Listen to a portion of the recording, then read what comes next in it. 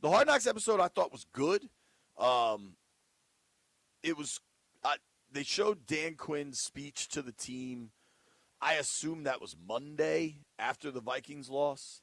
And, I think DQ keeps his cool with the media pretty much exclusively, even after terrible losses. Like, he's not like – I've seen coaches kind of lash out. Like, I think he understands that whatever happened is the team. Like, it's not the media's fault. You know what I mean? Like, but he issued – I was pretty impressed by how he handled – coming off the Vikings loss, saying we have to turn this around. And he said, I'm not bleeping asking, I'm telling. And I liked that because it's like he didn't scream, but he was certainly stern and a couple curse words in there. But like, I'm not asking you guys, hey guys, let's all get together and figure this out. I'm telling you we have to. Yeah. And I liked that tone of the message. I think they all knew that immediately. Agreed. If you got to be, if I have to ask you this, hey, look, can you all please we got to turn this thing around? That's a problem.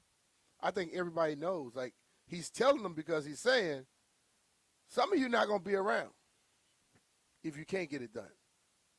Point blank. Right. Listen, bro, this is a cutthroat business. This is professional football. This is not Little League. It's not high school. And guys, and that's like I have always said, I despise the fact that people want to bring everybody into the locker room so much. Because then you get the outside folks who don't have a damn clue about what that type of business and that interaction is. Yeah. Complaining about how somebody said something, this, that, and the other. There's a different way of speaking in NFL locker rooms. It's a different way of communicating when it comes down to coaches and players, and especially when things aren't going right. And I think everybody that doesn't have a clue of it, they screw things up because you get somebody who get a little they hear something and I can't believe they talk like that. If you're not in it, you shouldn't have to get all of it. Point blank. If you can't handle it, don't deal with it. Go somewhere else. Yeah, man. And so the episode kind of unfolded, and they showed Jaden at the bike event, which I thought was really cool. And they got to talk to Jaden. The Hard Knocks cameras did, and he talked about the elbow then. And that was a week ago Monday. And, we got to talk to Jaden yesterday. And we'll get to the Jaden conversation. But, like, one thing I want to – between talking to Jaden yesterday, like, and I physically spoke to him, right? There were a bunch of reporters there, and I was one of them. And then hearing him talk at the Hard Knocks event, where I saw him at and spoke to him briefly. Like the bike event. The bike event, yes. Sorry. The dude who called yesterday that thinks it's all BS that he's injured, I think he's injured. Between what he has said, what he said a week ago, what the coach has said, like at some point we can drop our tinfoil hats and just kind of believe what is being said. And we'll get into that later. But Hard Knocks did not focus much at all on Jaden not playing against Philly. They kind of just turned it into like, okay, the team will rally around Marcus, or around versus New York, rather. And it was one thing I thought was really interesting is we heard from Joe Witt. They still – I kind of want to go to commanders.com real quick and check something out. On the Hard Knocks, on the ID, so Joe Witt was running a meeting for the defense, and Hard Knocks still ID'd him as D coordinator. Yeah. Which I just found kind of interesting. I don't see it interesting. He's still D coordinator on the website. Only thing that Dan did was say, I'm going to call the plays. Yeah. He didn't say he's not our D coordinator anymore. I think the title of a person, so it is. Well, he's still D coordinator on the website. Yeah, I mean, if you can, there are some times where the guy who's a D line coach, they call plays. Right. Yeah. So. But I think it was Witt, and it may have been like a D line coach, but they were talking about Dart, and they're like, this dude runs like a running back. Hit him, take the ball. And it was cool to see that insight from the coach's standpoint. Then they showed the Giants D coordinator talking about Mariota and how dangerous he is in space, and you've got to be ready on the backside. It was cool to see kind of the inside sports of it all. They also showed kind of the celebration when Terry McLaurin caught that touchdown pass. I really enjoyed that just because it was cool to see how much that pass and catch, like, it's a reminder what Terry means to this team. Totally. And they got to play the Giants. It was a good episode. There wasn't a ton of, like, insight gleaned, I would say. Mm-hmm. Honestly, the scene in that Hard Knocks that stuck with me most, and you and I have talked about this, and, like, I don't at all resent people that are into autographs. Like, I'm not, but, like, I get there are people really into memorabilia and all that. And, like, you get asked for autographs all the time. I've never seen you turn anything down. But, dude, this thing that stuck with me last night. So it's Hard Knocks of the NFC East. So it's not just Washington, right? I kind of felt bad for him. It was kind of funny in a way. They opened the episode kind of featuring Brandon Aubrey, the Cowboys kicker, and they had like a dinner with his wife and maybe the long snapper and the special teams coach, and talking about all of Aubrey's accomplishments, which are significant. But the game they set up the Aubrey feature for is when he missed 2 kicks. Yeah. And I don't think he does that very often. And then, like, the Cowboys lose to the Vikings. Yeah, it was just like one of those, oh, man, that's a tough break. But that's how it happens. That's real life. But, dude, one thing that was cool is that both the Commanders-Giants game and the Eagles hosted the Raiders, it was snowing for all of them. So it's cool to see the players kind of going through pregame with the snow and everything. But it was clearly – the players are still big kids. Well, dude, you and I were in New York, and it was freezing. And I assume it was just as cold in Philadelphia. Mm-hmm. And at one point late in the game, you see A.J. Brown's on the sideline, and he looks up and sees this kid, and he pours a cup of hot chocolate for him. And he takes the hot chocolate over to this kid and hands it to him. And you know how the sidelines are. Like, he kind of has to reach up. The kid kind of has to reach over. Like, there's usually, like, a lot of equipment on the sides, and then there's, like, a pretty – decent-sized wall, so it's not the easiest. A.J. Brown is handing hot chocolate to this boy, which is a pretty damn cool moment. And what I assume, I don't know, but I assume is the boy's father, rather than, like, saying thank you, maybe taking a picture of it, like, just being in that moment, my man's like, AJ, can you sign this? AJ, can you sign this? AJ, can you sign this?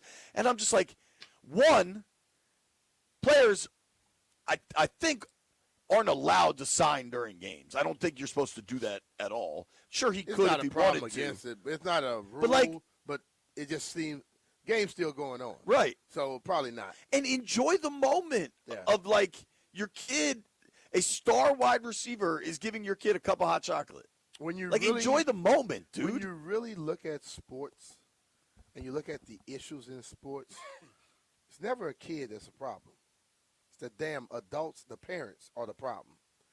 They are the ones who are the most annoying SOBs in the world, okay?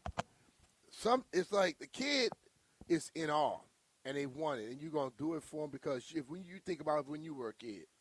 But that adult will step up and mess up the whole damn situation. That kid probably was freezing, and AJ like, let me get this kid some hot chocolate. And the daddy just, can you sign this for me? You know what I'm saying? Dude, back off sometimes. Allow the kid to have that moment. Totally. So they can later on in life be able to tell that. That kid going to probably be like, yeah, you know, I was about to have A.J. Brown handle some stuff. My daddy screwed up the whole damn situation. Right. I don't know. Landy, did you watch? I know you and I were texting. You liked, what was the D-line coach's name you liked? Carl Hurt. I think he's the Commanders D-line, maybe the Eagles. It's a good name for a defensive line coach is what I'm thinking. Clint Hurt. Yeah, Clint Hurt. Yeah. Yeah, dude, that was a good one. He's the Eagles D-line coach. That's a big fella, too. It was cool to see him share the moment with Brandon Graham coming back. One very minor subplot that I don't love, that they keep talking about how old Nick Sirianni is, like, to the players. And Nick Sirianni and I are the same age. So I'm not thrilled by that. Why? I don't know. You always tell me not to feel old. But I'm saying, why are you worried about you the same age as Nick Sirianni? Because they keep saying how old he is. They're saying he's 44. Therefore, I'm old. They're basically saying he's closer to them, to their ages. He's 44. You start looking at some of these coaches, they're in their 60s, 70s. That's true. That's all it is. Okay, I'll take that then. There was also a funny moment with the news of. I mean, it was big news. We talked about it last week when Phil Rivers announces that he's coming back, and so they got everybody's reaction to that from all four teams. He's younger than y'all. No, he's older. I think he's 45. He's 44, I think. All right. Well, hell, let me look it up. All right, so I'm going to find out. Nick Sirianni is certainly taller than I am. All right, Nick Sirianni is June to September is 4 months or 3 months? June's 6, right? Yo, how about you just count it? 3 months. Okay. So Sirianni's 3 months older than I am.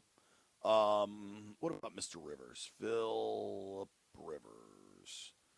He was in college when I was in college. I know that Phil Rivers never beat the Maryland Terrapins during his 4 years at NC State. I can tell you that much. Rivers is, he's December of 81. So he's 3 months younger than I am. Mm-hmm. So it goes Sirianni, Well, he should be. I mean, Phil he's Rivers. still playing in the league. He should be younger than your old ass. I suppose that's one way of looking at it. All in all, I thought it was like a fairly.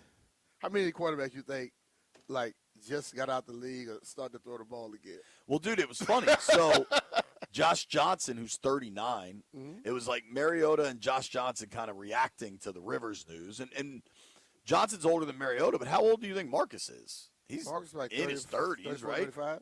So Marcus is 32. 32? He just turned 32 on Halloween, basically. But those guys are watching that. Have you heard the Rivers thing? And you would know this, right? That I guess your NFLPA insurance and everything. So he got 5 more years. Do you think at all that was a part of it? Him coming back? Yeah. Hell no. Okay, I didn't. People are like, "Oh, that must be why he did Man, it." look, people always got some of the most.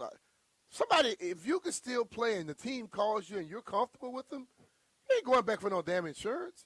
You're going back because you feel that you can play. That might be a byproduct of what you're going to get from it, but he came back because he feel he can still ball. He made over $240 million in his He ain't career. worried about no damn insurance. and look, wherever he's working at right now, he got some insurance, I'm sure. You know what I'm saying? I think when you're really rich, you just pay for insurance. No, you don't want to just pay for it because they can take your money real quickly. You think the high school he's at is his insurance? The high school football he's coaching? The high school, the elementary school that Monica works at is better. The insurance better than the damn NFL insurance. But she's a full-time employee for Loudoun County. Yeah, I doubt Rivers is a full-time employee. I don't know how it works. I'll be honest. Right. He probably has insurance so damn that's good. He's been doing it for a while now. He's been out the league 5 years. His thing just ended. Right. It's just ending. So he got a lot of kids too. And look, when he goes back, I don't think it had nothing to do with it. I tell you, one flaw in the insurance system is you get the family rate, right? Like you got to pay more because you're married with kids. Uh-huh. But if Phil Rivers with 10 kids has to pay as much as my family does with 2 kids, that's a flaw. Damn it. Take that to Capitol Hill, Huey.